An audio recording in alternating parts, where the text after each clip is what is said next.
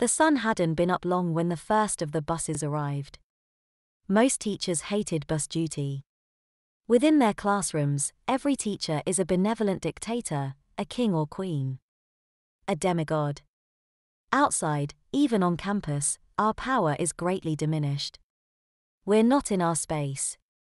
We're not in our environment. Not in our zone of control. We're not acting, and we can only react and hope for the best from our students. That's the nicest way to put it. Teacher lounge talk went a little more like, darn kids keep dragging their feet, it's not hard. Just get to breakfast, why is bus 1017 always late, and how am I supposed to get any planning done when I'm on monitor duty? Me?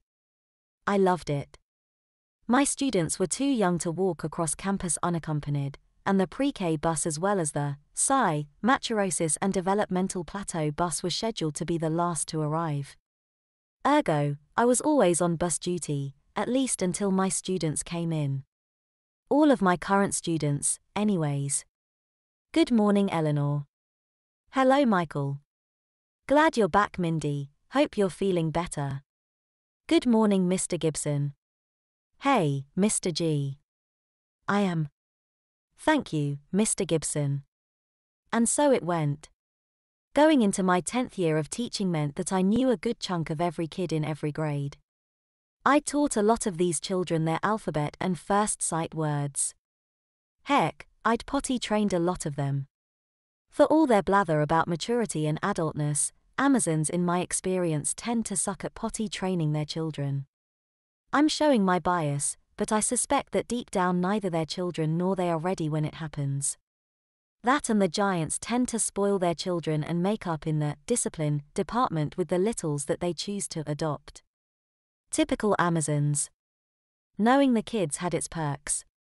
Regardless of size, there was an almost mystical power that happened when you called someone out by their full name.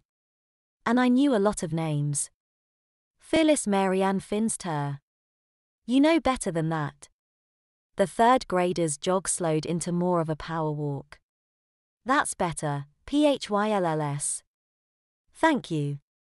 I wasn't going to begrudge a power walk. No one gets into teaching for the money. They get into it because they want to make a difference in a stranger's life. They want to pass on what they know and what they've learned to the next generation, the next several generations if they're lucky. I was no different. My first class of preschoolers were all late middle school and early high school age now. I was able to watch them grow up, watch all of my students grow up, and got to be a constant presence and example for them. I was proof that any preconception of littles they might have had was wrong.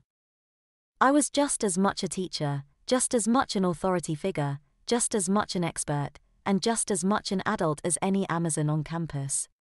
And I reminded them every day as they got older just by saying hello and reminding them not to run over each other as soon as they got off the bus. Hey, kids.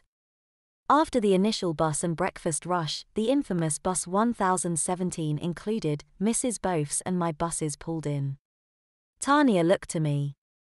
You want I should get our guys off? I stroked my chin in thought. Not quite, I said. Sosa says that most of our guys are making gains in their OT. Metrics, right? Tanya nodded. Go on in, I said. Tell them to unbuckle their seatbelts. We've got a couple minutes to practice getting off the bus like big boys and girls. Elmer. Dang. How did I forget about Elmer? Help Elmer, I told her, but let him be first off.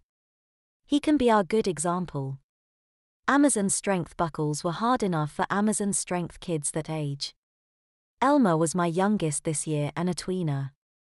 He was also the only kid in my class that was completely potty trained. Yes, even for nap time. You got it, Chief. Tanya said before climbing up the stairs to get things underway. Meanwhile, Mrs. Bof was busy unloading her children. Mentally, I kicked myself. In taking the time to teach my own students real-life independence, I was forcing myself to be exposed to some very unpleasant reminders. Life just wasn't fair.